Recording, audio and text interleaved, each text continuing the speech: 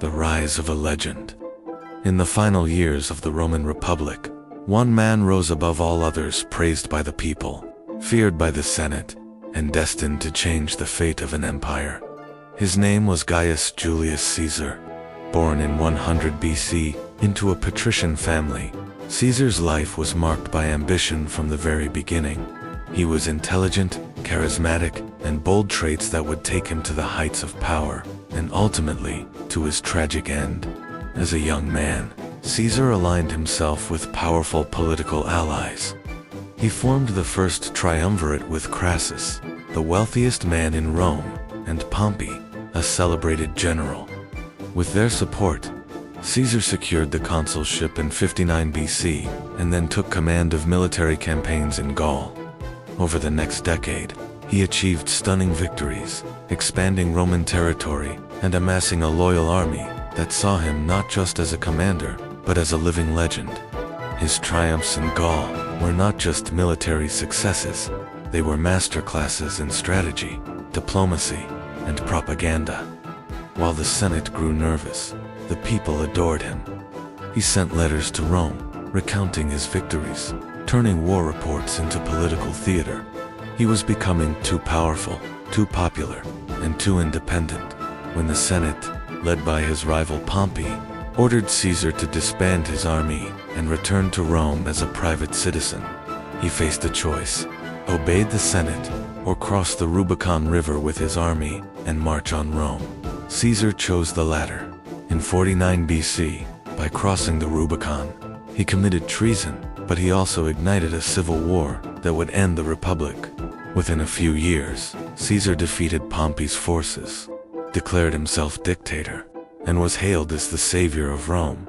But power comes with a price, and Caesar's grip on the Republic would soon provoke a fatal backlash: the shadow of tyranny. By 46 BC, Julius Caesar had emerged victorious. He was declared dictator for 10 years, then dictator perpetuo, dictator for life. Statues of him stood in temples, his face appeared on coins, a right previously reserved for gods. He wore the purple robes of royalty and sat on a gilded throne during Senate meetings. Rome, once proud of its republic, was beginning to look and feel like a monarchy.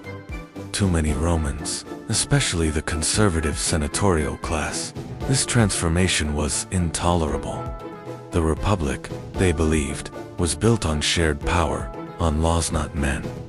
Caesar's power was growing too fast, and with each honor he accepted, he seemed to step further away from the ideals of the Republic. Still, Caesar saw himself as a reformer. He enacted laws to reduce debt, revised the calendar, gave land to veterans, and even opened up citizenship to people in the provinces. These actions made him immensely popular with the common people and soldiers, but isolated him from the elite. Whispers of conspiracy began to spread. Some senators believed Caesar intended to make himself kingdrix, a word that carried deep hatred among Romans since the monarchy had been overthrown centuries earlier. The final straw came during the Lupercalia festival in 44 BC. Mark Antony offered Caesar a crown, and though Caesar refused it, the act alarmed the Senate. Among those disturbed by Caesar's power was a group of over 60 senators who began plotting his assassination. They called themselves the Liberators. To justify their actions, they claimed to be saving the Republic. But beneath their high-minded ideals lay fear, envy, and ambition. One name among them stood out: Marcus Junius Brutus. Brutus wasn't just a senator, he was like a son to Caesar. Caesar had forgiven him after the Pompeian War, had trusted him, had elevated him. So why would Brutus raise a dagger against the man who had given him everything? The answer is complex, and perhaps unknowable. Was it idealism, legacy, or pressure? Or did Brutus believe, as many claimed, that by killing one man, he could save Rome? The Ides of March. The conspirators chose a date heavy with symbolism: March 15th, known in the Roman calendar as the Ides of March. It was a time of religious observance, but it would be remembered forever as the day Rome changed. Despite numerous omens and warning streams of blood, strange weather, and a soothsayer's chilling words. Beware the Ides of March. Caesar dismissed them all. He was not a superstitious man, and he believed his power made him untouchable. That morning, his wife Calpurnia begged him not to go to the Senate. She had dreamed of his statue bleeding and Romans washing their hands in the blood. Caesar hesitated, but was ultimately persuaded by Decimus Brutus, one of the conspirators, to attend. The meeting was to take place at the Curia of Pompey, a temporary Senate house. It was ironic Pompey, Caesar's old rival, whose statue would bear silent witness to what was about to happen. As Caesar entered, the conspirators closed in. One by one, they surrounded him with pretense petitions, questions, respectful bows. Then, at a signal, Tullius Cimber grabbed Caesar's toga. The first blade struck. Confused, Caesar turned, then another knife plunged in, and another. The senators stabbed him, not as a man, but as a symbol. Over 20 wounds were inflicted. Caesar fought back at first, but when he saw Brutus, the man he trusted most, among the attackers, he stopped resisting.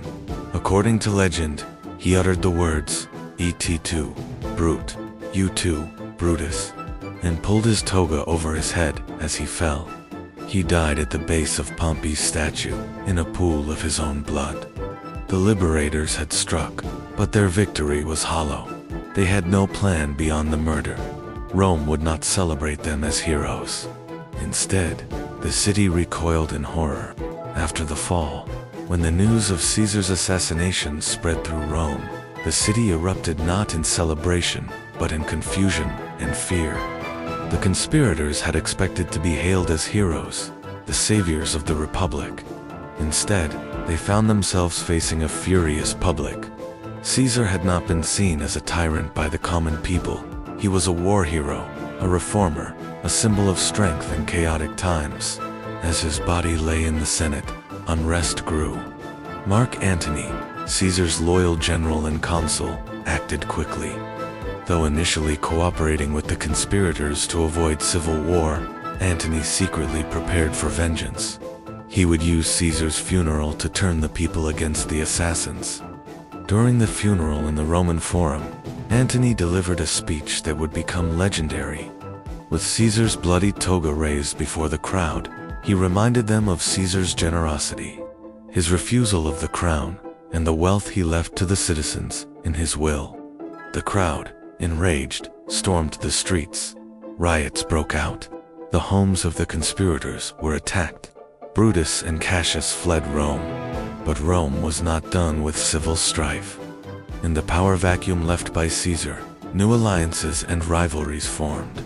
Mark Antony allied with Octavian, Caesar's adopted son and heir, along with the general Lepidus, to form the Second Triumvirate. Their goal was clear: hunt down and destroy the assassins. The next few years saw bloody purges and a return to civil war. Brutus and Cassius raised armies in the eastern provinces, claiming to be the defenders of the Republic. In 42 BC, they faced the forces of Antony and Octavian in the Battle of Philippi. Brutus and Cassius were defeated. Both committed suicide rather than be captured. Ironically, the men who claimed to save the Republic had ensured its end. Their actions cleared the way for the rise of Octavian, later known as Augustus, the first emperor of Rome. The Republic was no more. In its place stood an empire. Legacy of a murder. The assassination of Julius Caesar was not just the violent death of a man, it was the symbolic end of an era. The ideals of the Roman Republic, built on centuries of shared power and rule by law, were shattered on the Senate floor. Though the conspirators believed they were preserving liberty, they had misjudged both the people and the times.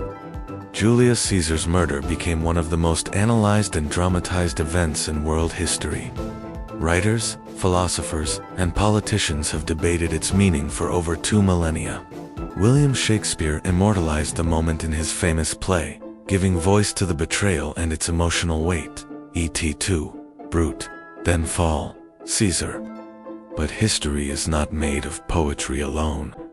The practical consequences were immediate and irreversible.